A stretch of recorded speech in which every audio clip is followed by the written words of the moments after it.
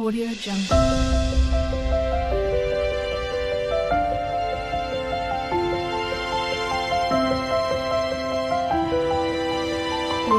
வணக்கம் தமிழ் நண்பர்களே. நாம் இந்த பதிவில் மதுசா விமலானந்தம் தமிழ் இலக்கிய வரலாறிலிருந்து அகத்தியர் பற்றி பார்க்கலாம். சங்கத்து தலைமை புலவர் இந்த அகத்தியர் முதல் மற்றும் இடைச்சங்கங்களின் தலைவராக இருந்தவர். பொதிகை மலையில் வாழ்ந்தவர். தெய்வ நிலை வரை தமிழ் மக்களால் உயர்த்தப்பட்டவர்.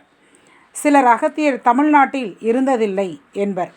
புலவர் புனைந்த பெருங்கற்பனை தான் இந்த அகத்தியர் என்றும் கூறுவர். இல்லாத ஒன்றை பண்டைய புலவர்கள் தொடங்கி பாரதி வரை அனைவரும் ஏத்துவாரா அப்படிங்கிற ஒரு வினா. இந்த அகத்தியர் பற்றிய குறிப்புகள் எந்தெந்த நூல்களில் இடம்பெறுது பார்த்தோம்னா,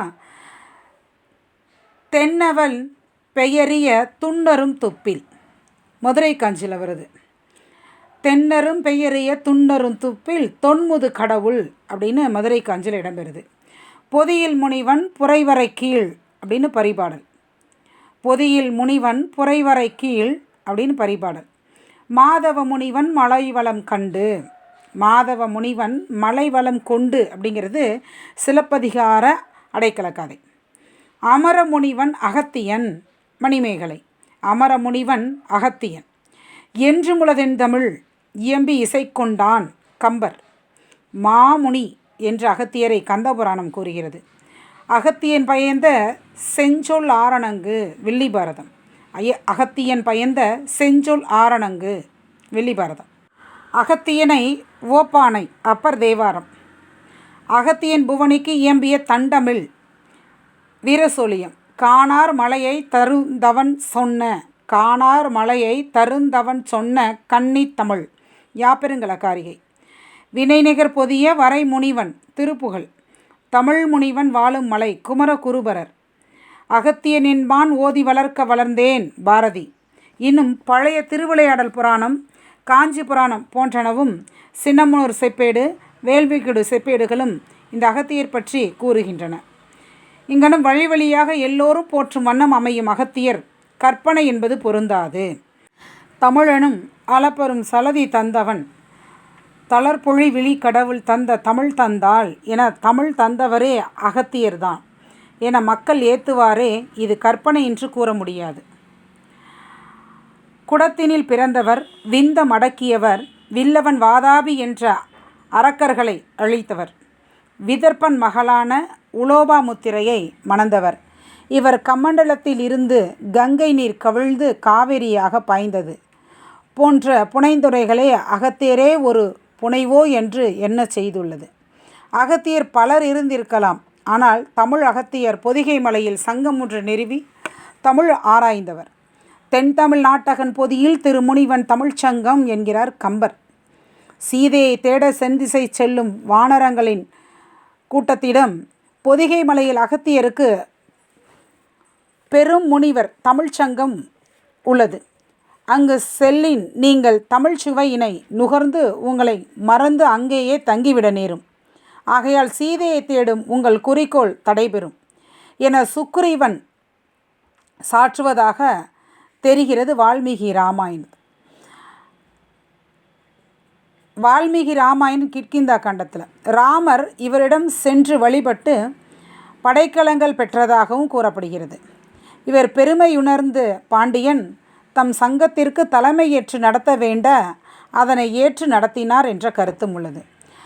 முத்தமிழிலும் வல்ல அகத்தியர் தமிழகம் போந்த இசைவல்ல ராவணன் இசையில் வென்று, முத்தமிழும் அதாவது முத்தமிழிலும் வல்லமை பெற்ற அந்த அகத்தியர் தமிழகம் போந்த இசைவல்ல ராவணனை இசையில் வென்று ராக்கதரை அங்கு இயங்கா வண்ணம் செய்தார் என்பர். அகத்தியம் என்னும் பேரிலக்கண நூலை படைத்தார். இவை உண்மை.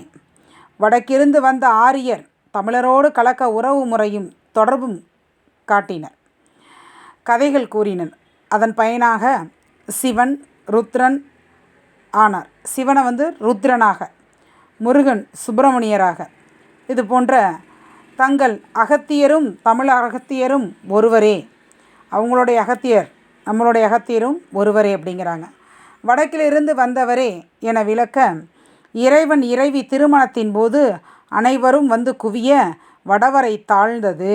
அதை சமன் செய்ய இறைவன் அகத்தியரை அனுப்ப தென்னக மொழி தெரியாது யாங்கனம் அங்கு செல்வேன் என்று அகத்தியருக்கு தமிழ் அறிவுறுத்தி அனுப்பினாராம் ஆண்டவர். அவரும் பொதிகை மலையில் வந்து தங்கினார் என கதை கட்டினர். அக்கால மக்கள் இவற்றை நம்பினர். எனவே சங்கம் அமர்ந்து செந்தமிழ் பெரு இலக்கணம் செய்து அகத்தியரை தமிழ் முனி என்போம், திருமுனி என்று அழைப்போம் என்ற குறிப்பு இருக்கு. அகத்தியரின் பெருமை கருதி பின் வந்தோரெல்லாம் அவர் பெயரேற்று உழவினர். புலவர், முனிவர், சித்தர்கள், புரோகிதர் என 37க்கும் மேற்பட்ட அகத்தியர்கள் காணப்படுகின்றனர். உலகெங்கனும் இப்பெயர் கொண்டவர்கள் உள்ளனர்.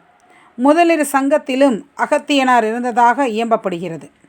அன்றியும் அகத்தியர் பெயரால் மருத்துவ நாடி, ஜோதிட நூல்களும், அகத்தியர் 1000, அகத்தியர் 100 என பல புற்றீசல் நூல்களும் உள. அனைவராலும் கொண்டாடப்பெறும் அகத்தியர் பெயரால் எழுதி போடும் எவையும் வாழும், அதாவது அகத்தியர் பெயரால் எதை எழுதி போட்டாலும் அது வாழும் என கருதி அவர் பெயரில் நிறைய நூல்கள் தோன்றுச்சான்.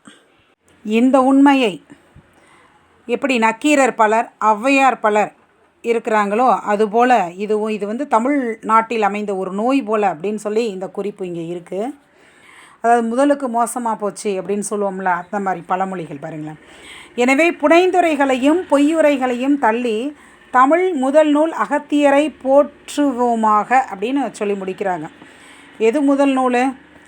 நம்மளுடைய அகத்தியம்தான் முதல் நூல். அதில் தெளிவாக இருக்கணும் நாம் அப்படிங்கிறதுக்காக பல அகத்தியர் இருக்கலாம், பல நக்கீரர் இருக்கலாம், பல ஔவையார்கள் இருக்கலாம். ஆனால் முதல் நூல் எது? அகத்தியம்தான் நமக்கு. தொல்காப்பியர், அதங்கோட்டாசான், திராலிங்கன், செம்பூட்சை, வையாபிகன், வாய்ப்பிகன், பனம்பாரன், கலாரம்பன், அவிநயன், பெரிய காக்கைப்பாடினி, நத்தத்தன், சிகண்டி ஆகிய 12 அகத்தியரின் மாணவர்கள். இவர்களில் தொல்காப்பியரே நல்லிசை மாணாக்கராக விளங்கினார் என்பர். இவர்கள் 12 சேர்ந்து இயற்றியதே 12 படலம் என்னும் நூல் எனப்படுகிறது. இந்த கருத்துக்களை நமக்கு புறப்பொருள் வெண்பாமலை தருது அப்படிங்கிறாங்க. அடுத்தது அகத்தியம் முத்தமிழ் இலக்கண நூல், முதல் சங்கத்திற்கு உரிய நூல், 12,000 நூற்பாக்கள் உடையது. உலகில் வேறு எம்மொழியிலும் இத்துணை பெரிய இலக்கண நூல் இல்லை எனலாம். எழுத்து, சொல், பொருள், யாப்பு, சந்தம், வழக்கியல், அரசியல், அமைச்சியல், பார்ப்பனவியல், சோதிடவியல், காந்தருவம், கூத்து போன்றன பற்றியதாக பகரப்படுகிறது. இதுவே தமிழ் மொழிக்கு அமைந்த முதல் நூல் என்கிறது 12 படலம், 1000 கூற்று. இதுதான் தமிழ் நூலுக்கு அமைந்த முதல் நூல் என்று 12 படலத்தில் 1000 சொல்கிறாங்க. ஆன பெருமை அகத்தியன் என்னும் அருந்தவ முனிவன் ஆக்கிய முதல் நூல் என்கிறது. நூல் முழுவதும் இது போன்று கிடைத்துள்ளது. உரையாசிரியர்கள் எடுத்தாண்ட ஏறத்தாழ 103 சூத்திரங்களை பவானந்தம் பிள்ளை பேரகத்திய திரட்டு என்ற பெயரில் நூலாக வெளியிட்டுள்ளார். அவற்றின் அமைப்பு, நடை முதலியன அவை பிற்காலத்தவாக காட்டப்படுகிறது.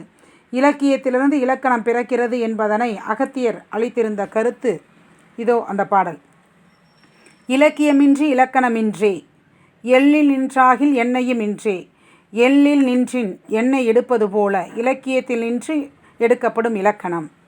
இதனுள் கற்பனை என்பர் சிலர். அடியரக்கண்ணலார் நாடகத் தமிழ் நூலாகிய பரதம், அகத்தியம் முதலாக உள்ள தொன்னூல்களும் இறந்தன என்று குறித்துள்ளார். அதாவது நாடகத் தமிழ் நூலாகிய பரதம், அகத்தியம் முதலாக உள்ள தொன்னூல்களும் இறந்தன என்று அடியரக்கண்ணலார் குறிப்பிடுகிறார். அதில் சில நூற்பாக்கள் காட்டப்படுகின்றன. அதாவது நன்னூல் உரையாசிரியர்கள் மயிலைநாதர், சங்கர நமச்சிவாயர், அடியரக்கண்ணலார், இளம்பூரணர் போன்றோர் மேற்கோள் காட்டுகின்றனரே. எனவே இக்கூற்று பொருந்தாத கூற்றென்க. அகத்தியம் என்றொரு நூல் இருந்தது உண்மை, அது கடல்கோள்களால் அலைந்திருக்கக்கூடும் என்பது இங்கே முடிக்கிறாங்க. அடுத்ததாக தொல்காப்பியம் பற்றி பார்க்கலாம். தொன்மை வாய்ந்த காப்பிய குடியில் தோன்றியமையால் இப்பெயர் பெற்றதாக இளம்பூரணர் இயம்புவார். அதாவது தொல்காப்பியத்தின் ஆசிரியர் தொல்காப்பியர் தொன்மை வாய்ந்த காப்பிய குடியில் தோன்றியதனால இந்த பெயர் பெற்றதாக இளம்பூரணர் கூறுறார். பழமை மிக்க காப்பியக்குடி என்ற ஊரில் பிறந்தமையால் இப்பெயர் பெற்றதாக சிலரும் கூறுகின்றனர். பழைய நூல்களுக்கு காப்பாக அமைந்த காரணத்தால் இந்த பெயர் வந்திருக்கலாம் அப்படின்னு வேறு சிலரும் சொல்கிறாங்க. காப்பியன் என்பது இயற்பெயர். நக்கீரர், பல்காப்பியனார் என்பது போல தொல் என்னும் அடைமொழி சேர தொல்காப்பியன் ஆனார் என்றும், தொல்காப்பியம் என்னும் நூலை தந்தமையால் தொல்காப்பியர் எனப்பட்டார் என்றும் இயம்புவர். அகத்தியருடைய மாணவர். அகத்தியத்தையே முதல் நூலாக கொண்டு இலக்கணம் இயற்றினார் என்பர். அங்கனமாயின் பாயிரம் அதனை அவசியம் சுட்டியிருக்கும். அன்றியும் அகத்தியத்தை விட பன்மடங்கு சிறந்தது தொல்காப்பியம். எனவே இது ஆதாரமில்லாத கூற்று என்கின்றனர். ஐந்திரம் நிறைந்த தொல்காப்பியன் என்ற பாயிரடியை கொண்டு பாணினிக்கு முந்திய ஐந்திரம் நூல், அந்த ஐந்திரம் என்ற நூலை ஓதிய வடமொழி புலமையாளர் என்றும், எழுத்து, சொல், பொருள், யாப்பு, அணி என்னும் 5 கூறுபாடுகளை அலசியுணர்ந்த எழுதிய தொல்காப்பியன் எனவும் இயம்புவர். என்ப மொழிப என்மனார் புலவர் யாப்பென மொழிப யாப்பரி புலவர் தோழன மொழிப தொன்மொழி புலவர் என 250க்கும் மேற்பட்ட இடங்களில் எடுத்து மொழிவதால் இவற்றுக்கெல்லாம் அடிப்படையாக தொல்காப்பியருக்கு முன்பே இலக்கிய இலக்கணங்கள் எண்ணற்று இருந்திருத்தல் வேண்டும் என்கின்றனர். அதை நன்கு ஆய்ந்த பின்னரே தம் நூலை எழுதியிருத்தல் வேண்டும் என்பர். முந்துநூல் கண்டு முறைப்பட எண்ணி என பாயிரம் பகர்வது நாடக வழக்கினும் உலகியல் வழக்கினும் பாடல் சான்ற புலனறி வழக்கு என காப்பியரை குறிப்பதும் கருதுக அப்படிங்கிறாங்க. காலம். அவர் ஏறத்தாழ கிமு 300 வாழ்ந்தவராக இருக்கலாம் என பண்டாரக ராசமாணிக்கனார் கூற்று.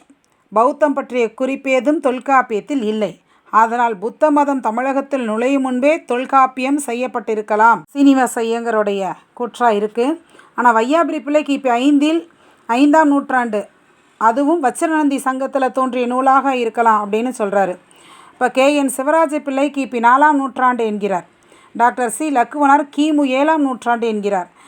வெள்ளைவாரனார் கிமு 5320ஆம் நூற்றாண்டு எனவும், ராகவேங்கர் கிமு 2ஆம் நூற்றாண்டுக்கும் முன்னையர் என்றும், காசுப்பிள்ளை ஆசிரியர் காலம் வால்மீகி ராமாயணம் எழுந்த கிமு 7வது நூற்றாண்டிற்கு முற்பட்டதாக இருக்கலாம் என்று கூறுகிறார்.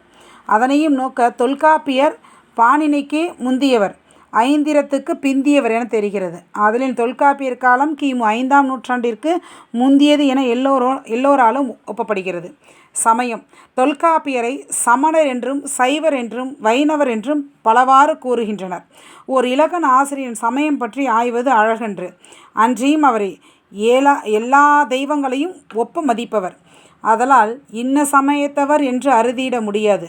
வள்ளுவர் இளங்கோ போல சமயம் கடந்தவர் என சாற்றலாம்.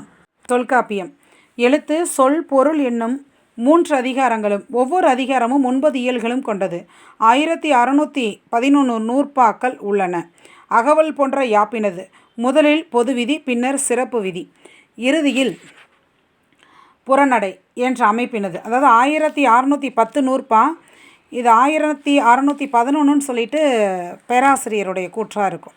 இந்த அமைப்பை பின்பற்றி தான் பிற இலக்கண நூல்கள்லாம் தோன்றுச்சுங்கிறாங்க. பனம்பாரனார் பாயிரம் பாடியுள்ளார். கபாடபுரத்தில் அதங்கோட்டாசான் தலைமையில் பனம்பாரனார் போன்றோர் கூடிய பேரவையில் இது அரங்கேற்றப்பட்டது. இடைக்கடைச்சங்க நூலாக உள்ளது. எழுத்ததிகாரம் 9 இயல்கள், 488 நூற்பாக்கள். நூன்மரபில் முதல் சார்பெழுத்துக்கள் வகைகள், அளவு, மாத்திரை விளக்கப்படுகிறது. அதாவது நூல் மரபில் முதல் எழுத்து, சார்பு எழுத்து, அதனுடைய வகைகள், அளவு, மாத்திரையெல்லாம் விளக்கப்படுது. மொழி மரபில் இன்னென்ன எழுத்துக்கள் இன்னென்ன இடத்தில் நிற்கும் என்று உணர்த்தப்படுகிறது. பிறப்பியலில் எழுத்துக்கள் எவ்வாறு பிறக்கப்படுகின்றன என்பது. புணரியல். அடுத்ததாக 4வது இயல் புணரியல். எழுத்தோடு எழுத்து புணர்தலை கூறுவது. தொகை மரபு. வேற்றுமையிலும் அல்வழியிலும் வரும் சொற்றொடர்கள் தொக்கி நிற்பதை கூறுகிறது. உருபியல். வேற்றுமை உறுப்புகளுடன் சொற்கள் புணர்வதும். 7 உயிர் மயங்கியல். உயிர்களின் புணர்ச்சியையும். 8 புள்ளி மயங்கியல். மெய்யீர்களின் புணர்ச்சி பண்பும் சொல்லப்படுகிறது. 9 குற்றியலுகர புணரியல். குற்றியலுகர ஈறுகட்குரிய புணர்ச்சியும் இங்கே விளக்கப்படுகிறது. அப்போ எழுத்ததிகாரத்தில் என்னென்ன வருதுன்னா, நூன்மரபு, மொழிமரபு, பிறப்பியல், புணரியல், தொகை மரபு, உருபியல், உயிர் மயங்கியல், புள்ளி மயங்கியல், குற்றியலுகர புணரியல். சொல்லதிகாரம். சொல்லதிகாரத்தில் 9 இயல்கள், அதில் 463 நூற்பாக்கள். கிளவியாக்கம், வேற்றுமையல், வேற்றுமை மயங்கியல், விளிமரபு, பெயரியல், வினையியல், இடையியல், உரியியல், எச்சவியல். அடுத்ததாக பொருளதிகாரம் 9 இயல், 665 நூற்பாக்கள். அகத்திணையியல், புறத்திணையியல், களவியல், கற்பியல், பொருளியல், மெய்ப்பாட்டியல், ஓமவியல், எச்சவியல், மரபியல். ஆக இந்த எழுத்ததிகாரத்தில் இருக்கக்கூடிய 9 இயல்களில் இங்கே பிறப்பியலில் எழுத்துக்கள் பிறக்கக்கூடிய அந்த ஒளியியல் முறை அது பாராட்டுவதற்குரியது. ஒளியின் பிறப்பு, இயல்பு, திரிபுகளை 3000 ஆண்டுக்கு முன்னரே தமிழர்கள் நன்கு உணர்ந்திருந்தனர் என்கின்ற பெருமைக்குரிய செய்தி இந்த பிறப்பியலில் இங்கே சொல்லப்படுது. அடுத்ததாக பார்த்தோம்னா இந்த சொல்லதிகாரத்தில் திணை விளக்க பகுதி தத்துவம் திறம் வாய்ந்தது. வடச்சொற்களை ஏற்கும் வகையினை வரம்பு கட்டு முறையை இங்கே போற்றுவதற்குரியது. வடச்சொற்கிளவி வடவெழுத்து உரிய எழுத்தொடு புணர்ந்த சொல்லாகுமே இந்த நூற்பா. இது தமிழ் கலை சொல்லாக்கத்தில் நெறியாக மேற்கொள்ள வேண்டிய ஒன்று. எல்லா சொல்லும் பொருள் குறித்தனவே என்னும் அரிய அமைப்பு அருந்தமிழுக்கு பெருமை அளிக்கிறது. இடையியலும் உரியலும் எண்ணற்ற சொற்களுக்கு பொருள் தரும் அகராதியாக அமையும் சிறப்புடையது. அந்த வகையில் தொல்காப்பியத்தில் இலக்கியத்தின் பொருள், வாழ்வின் பொருள், இலக்கியம் இவை பற்றியது இந்த பொருளதிகாரம். செய்யுளியல் சிறப்பான பகுதி. மிக்க பழங்காலத்திலேயே யாப்பு ஆராய்ச்சி நிகழ்த்த பெற்றது அப்படிங்கிற அந்த உண்மை அதில் அறியலாம். தமிழ்மொழி பண்டே எத்தகு சொல் வளமும் இலக்கிய நலனும் பெற்றிருக்க வேண்டும். தமிழ்மொழி பழங்காலத்திலேயே இந்த சொல் வளமும் இலக்கிய வளமும் பெற்றுள்ளது அப்படிங்கிற அந்த செய்தி தான் இருக்குது. இந்த திணை பகுப்பு பார்த்தோம்னா மாயோன் மேய காடுரை உலகமும் சேயோன் மேய மைவரை உலகமும் வேந்தன் மேய தீம்புணல் உலகமும் வருணன் மேய பெருமணல் உலகமும் முல்லை குறிஞ்சி மருதம் நெய்தல் என சொல்லிய முறையாற் சொல்லவும் படுமே. நானில அந்த வர்ணனையும் தெய்வங்கள் அதற்குரிய தெய்வங்களை இவங்க நிரல்படுத்தி சொல்லியிருக்காங்க. அடுத்ததாக பார்த்தோம்னா உலகத்து உயிர்களை 6 பிரிவாக பிரித்துள்ளார். நமக்கு நன்னூலார் 5ன்னு சொல்லுவார், இவர் 6. ஒன்றறிவதுவே உற்றறிவதுவே, 2 அறிவதுவே அதனோடு நாவே, 3 அறிவதே அவற்றோடு மூக்கே, 4 அறிவதுவே அவற்றோடு கண்ணே, 5 அறிவதுவே அவற்றோடு செவியே, 6 அறிவதுவே அவற்றோடு மனனே என்ற அந்த உயிர்களை 6 பிரிவாக பிரித்த பான்மை இங்கே போற்றுவதற்குரியது அப்படிங்கிறாங்க. அடுத்ததாக தொல்காப்பியம் பற்றிய சிறப்பு அப்படின்னே நமக்கு கிட்டத்தட்ட ஒரு 4 பக்கம் வருது. அதை நம்ம அடுத்த பதிவில் பார்க்கலாம். தமிழ் நண்பர்களே முழுமையாக கேட்டு பயன்பெறுங்கள். அடுத்த பதிவில் தொல்காப்பியம் சிறப்பு அப்படிங்கிற தலைப்பையும் சங்க இலக்கியத்தையும் தொகுத்து நம்ம பார்த்துடலாம். அதுக்கப்புறம் 8 தொகை நூல்கள் தனித்தனியாக நம்ம அகநூல்கள் புறநூல்கள் என பார்க்கலாம். அனைவருக்கும் நன்றி.